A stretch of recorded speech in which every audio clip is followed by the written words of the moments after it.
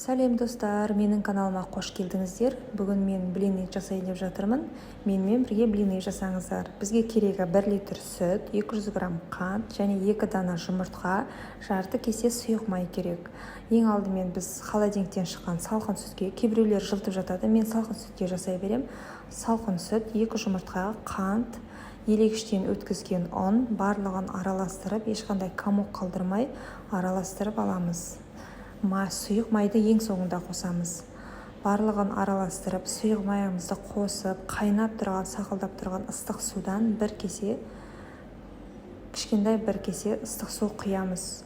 Жақсылап араластырып, және сковородкамызды қыздырып пісіре береміз.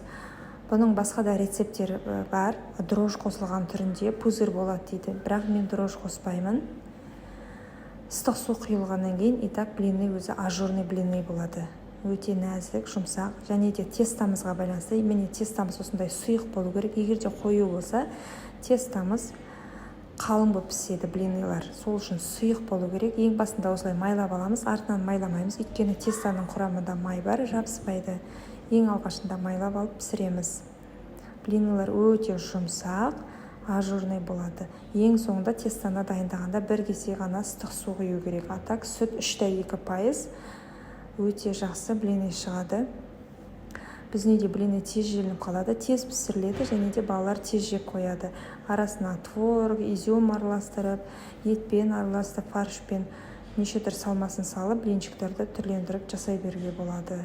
Бізге аз болсын. Мінекей осындай керемет жұмсақ, ажурный блины пайда болды. Мен қалай пісіріп атам, сразу балалар жеп қояды. Сондықтан менің каналыма тіркеліп, менің рецептіммен блины дайындап көріңіздер достар. Және де комментарий күтемін, лайк күтемін. Менің каналыма тіркеліп, менің каналымды қолдап жүрсеңіздер көп-көп рахмет достар. Осындай әдемі, дәмді блины құймақтар дайындаймыз. Менің рецептіммен дайындап, мені белгілеп кетуді ұмытпаңыздар достар. Кімде бір жасағаннан құймақ шықпайды, осы рецептпен дайындап көріңіздер. Мен блиныды жеп көрейін, енді жұмсақ ауызда ериді дәм. Сіздерден қолдау күтемін, сау болыңыздар.